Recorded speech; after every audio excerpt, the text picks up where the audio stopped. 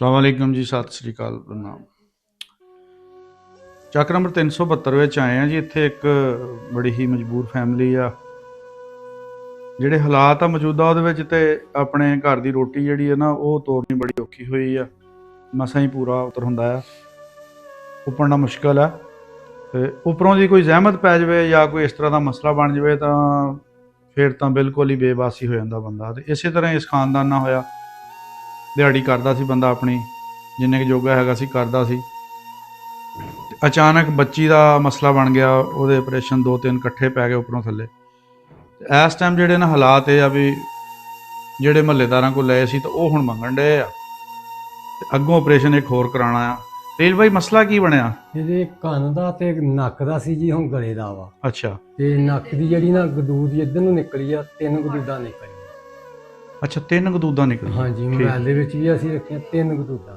ਤੇ ਇੱਕ ਵਿੱਚੋਂ ਫਟ ਗਈ, ਡੈਮੇਜ ਹੋ ਗਈ ਸੀ। ਆਪਰੇਸ਼ਨ ਕਰਵਾਇਆ, ਗਲੇ ਦਾ ਰਹਿ ਗਿਆ, ਗਲਾ 3 ਮਹੀਨੇ ਬਾਅਦ ਪਹਿਲਾਂ ਮੈਂ ਆਪਣਾ ਕਰਵਾਇਆ। 3 ਮਹੀਨੇ ਲਾਹੌਰ ਮੈਂ 6-7 ਮਹੀਨੇ ਰਹੀ। ਸਰਵਿਸ ਹਸਪੀਟਲ ਬਹੁਤ ਆਪਣਾ ਇਲਾਜ ਕਰਵਾਇਆ। ਅਜੇ ਉਹ ਅਸੀਂ ਉੱਠੇ ਨਹੀਂ ਆਏ। ਤੁਹਾਨੂੰ ਕੀ ਮਸਲਾ? ਮੇਰੇ ਵੀ ਗਲੇ ਦਾ ਸੀਗਾ ਇਨਫੈਕਸ਼ਨ, ਤੇ ਮੇਰੇ ਟਾਂਸਲ ਸੀ, ਤੇ ਉਹ ਇਨਫੈਕਸ਼ਨ ਫੈਲ ਗਿਆ ਸੀ ਸਾਰੇ ਗਲੇ 'ਚ। ਫਿਰ ਹਾਂਜੀ, ਇਹਨਾਂ ਨੇ ਕਰੋਨਾ ਆ ਗਈ ਵਿੱਚ, ਤੋਂ ਫਿਰ ਇਲਾਜ ਕੀਤਾ ਲਾਹੌਰ ਸਰਵਿਸ ਹਸਪੀਟਲ। ਮੈਂ 7 ਮਹੀਨੇ ਇਲਾਜ ਕਰਵਾਇਆ, ਫਿਰ ਆਪਰੇਸ਼ਨ ਹੋਇਆ। ਹੁਣ ਬਿਲਕੁਲ ਹਜੇ ਮੈਂ ਸਹੀ ਹੋਈ ਆ। ਤੇ ਹੁਣ ਮੇਰੇ ਹਾਂਜੀ, ਇਹਦਾ ਤਾਂ ਯਕਦਮ ਹੀ ਬਣ ਗਿਆ ਨਾ। ਫੌਰਨ 2-3 ਘੰਟਿਆਂ ਦੇ ਵਿੱਚ ਉਹਨਾਂ ਨੇ ਕਿਹਾ, ਚੈੱਕਅਪ ਕਰਵਾਉਣ ਵਾਸਤੇ ਗਈ ਸੀ। ਅੱਛਾ, ਚੈੱਕ ਕਰਾਉਣ ਗਏ ਤਾਂ ਉਹਨਾਂ ਨੇ ਕਿਹਾ ਫੌਰਨ, ਹਾਂਜੀ ਫੌਰਨ ਹੀ ਆਪਰੇਸ਼ਨ ਹੋਣਾ ਚਾਹੀਦਾ ਬੱਚੀ ਦਾ। ਉਹਨਾਂ ਨੇ ਜਦੋਂ ਫਿਰ ਚੈੱਕ ਕੀਤਾ ਨਾ ਕੈਮਰੇ ਦੇ ਨਾਲ, ਇਹਦਾ ਬਹੁਤ ਜ਼ਿਆਦਾ ਡੈਮੇਜ ਮਸਲਾ ਬਣਿਆ ਹੋਇਆ ਸੀਗਾ। ਇੱਥੇ ਗੋਜਰੀ ਕਰਾਇਆ ਆਪਣਾ? ਹਾਂਜੀ, ਸਰਵਿਸ ਹਸਪੀਟਲ ਇੱਥੋਂ ਪ੍ਰਾਈਵੇਟ ਕਰਾਇਆ, ਸਹੀ ਡਾਕਟਰ ਸਰ ਆਪਣੇ ਸਰਕਾਰੀ ਨਹੀਂ ਸੀ ਸਹੂਲਤ? ਨਹੀਂ, ਕੋਲ। ਕੋਈ ਉਹ ਡਾਕਟਰ ਹੈ ਸੀ, ਲੇਕਿਨ ਚੈੱਕਅਪ ਅਸੀਂ ਸਰਕਾਰੀ 'ਚ ਹੀ ਗਏ ਸੀ ਕਰਵਾਉਣ। ਉਹਨਾਂ ਨੇ ਚੈੱਕ ਕੀਤਾ ਨਹੀਂ, ਉਹਨਾਂ ਨੇ ਕਿਹਾ ਨਹੀਂ, ਪ੍ਰਾਈਵੇਟ ਹੀ ਕਰਵਾਇਆ ਆਪਰੇਸ਼ਨ ਸਾਰਾ। ਉਹਦੇ ਪ੍ਰਾਈਵੇਟ ਹਸਪੀਟਲ ਦੇ ਵਿੱਚ ਹੈ। ਟੈਸਟ ਵਗੈਰਾ ਹਰ ਚੀਜ਼ ਉਹਨੇ ਉੱਥੇ ਹੀ ਕੀਤੀ, ਆਪਣੇ ਸਰ ਉਹਦੇ ਵਿੱਚ ਨਹੀਂ ਕੀਤੀ ਹੈਗੀ। ਬੱਚੀ ਆ ਕਿ ਪੜ੍ਹਦੀ ਆ। ਅੱਛਾ, ਉਹ ਮਸਲਾ ਇਹ ਬਣ ਗਿਆ ਬਹੁਤ ਜ਼ਿਆਦਾ। ਬੱਚੀ ਪੜ੍ਹਦੀ ਆ? ਹਾਂਜੀ, ਬੱਚੀ ਮਾਸ਼ਾਅੱਲਾ ਸਾਡੀ ਪੜ੍ਹ ਰਹੀ ਸੀ, ਹਾਫਜ਼ੇ ਕੁਰਾਨ ਆ ਮਾਸ਼ਾਅੱਲਾ। ਤੇ ਬਸ ਯਕਦਮ ਹੀ ਬਾਈ ਹੋ ਗਏ। ਜਿਨ੍ਹਾਂ ਕੋਲ ਹੁਣ ਫੜੇ ਪੈਸੇ, ਉਹ ਅਗਲੇ ਕਹਿੰਦੇ ਸਾਨੂੰ ਜਲਦੀ, ਹੁਣ ਦੇ ਵੀ ਕੋਈ ਨਹੀਂ ਰਿਹਾ। ਅੱਗੇ ਵੀ ਹਜੇ ਇਲਾਜ ਵਾਸਤੇ ਪੈਸਿਆਂ ਦੀ ਜ਼ਰੂਰਤ ਹੈ, ਕੋਈ ਦੇ ਨਹੀਂ ਰਹੇ ਹੈਗੇ ਅੱਗੇ ਕੋਈ। ਇਹ 2 ਦਿਨ ਦੇ ਆ ਟੀਕੇ ਦੇ 3000 ਰੁਪਏ ਦੇ ਆਏ ਆ ਜੀ। 2 ਦਿਨ ਦੇ ਹਜੇ 3000 ਰੁਪਏ।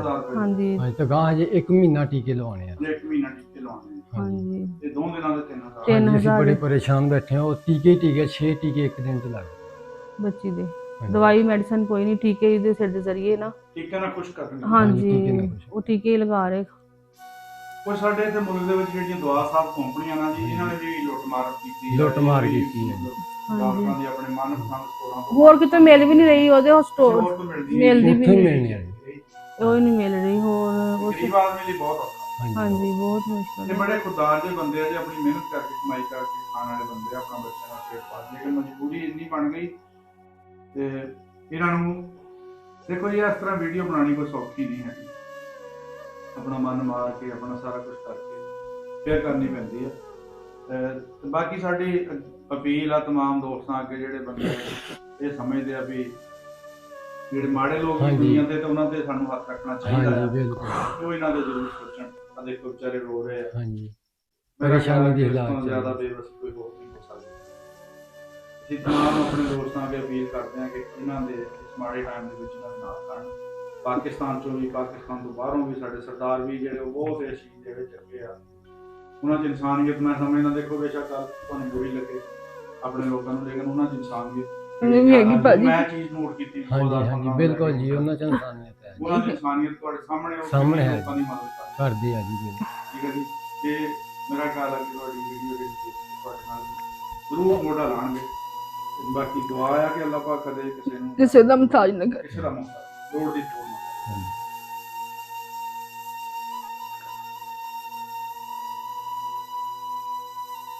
ਆਖਰ ਤੇ ਅਸੀਂ ਇੱਕ ਵਾਰੀ ਫਿਰ ਅਪੀਲ ਕਰਦੇ ਹਾਂ ਕਿ ਇਹ ਫੈਮਿਲੀ ਜਿਹੜੀ ਮਜਬੂਰ ਫੈਮਿਲੀ ਆ, ਦੁਖੀ ਫੈਮਿਲੀ ਆ, ਤੇ ਇਸ ਟਾਈਮ ਜਿਹੜੇ ਹਾਲਾਤ ਆ, ਡਾਕਟਰਾਂ ਨੂੰ ਨਹੀਂ ਇਸ ਗੱਲ ਨਾਲ ਪਰਵਾਹ ਕਿ ਬੰਦੇ ਦੇ ਘਰ ਹੈਗੇ ਕਿ ਨਹੀਂ ਹੈਗੇ। ਉਹਨਾਂ ਨੇ ਆਪਣੀ ਫੀਸ ਨਹੀਂ ਮਾਫ ਕਰਨੀ, ਤੇ ਉਹਨਾਂ ਨੇ ਆਪਣੀਆਂ ਦਵਾਈਆਂ ਵੀ ਉਸੇ ਹਿਸਾਬ ਨਾਲ ਲਿਖ ਕੇ ਅਸੀਂ ਉਹਨਾਂ ਨੂੰ ਕਿਹਾ ਸੀ ਚਲੋ ਗਲੇ ਦਾ ਵੀ ਨਾਲ ਤੁਸੀਂ ਕਰ ਦਿਓ। ਉਹਨਾਂ ਨੇ ਕਿਹਾ ਉਸੇ ਵੇਲੇ ਉਹਨਾਂ ਨੇ 17000 ਹੋਰ ਜਮ੍ਹਾਂ ਕਰਵਾ ਦਿਓ, ਤੁਹਾਡਾ ਵੀ ਨਾਲ ਕਰ ਦਿੰਦੇ। ਲੇਕਿਨ ਹੁਣ ਕਿੱਥੋਂ 17000 ਲੈਣਾ ਸੀ? ਹਾਂਜੀ, ਜਿਹੜੇ ਇਹ 2 ਕਰਵਾਏ ਆ, ਉਹ ਵੀ ਉਹਨਾਂ ਨੇ ਕਿਹਾ ਅਗਲੇ 17000 ਹੋਰ ਜਮ੍ਹਾਂ ਕਰਵਾ ਦਿਓ। ਤੇ ਅਸੀਂ ਗਲੇ ਦਾ ਵੀ ਨਾਲ ਕਰ ਦਿੰਦੇ ਹਾਂ।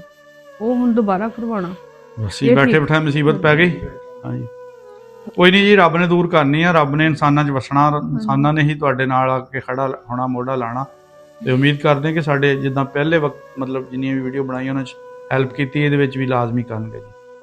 ਰੱਬ ਰਾਖਾ ਜੀ।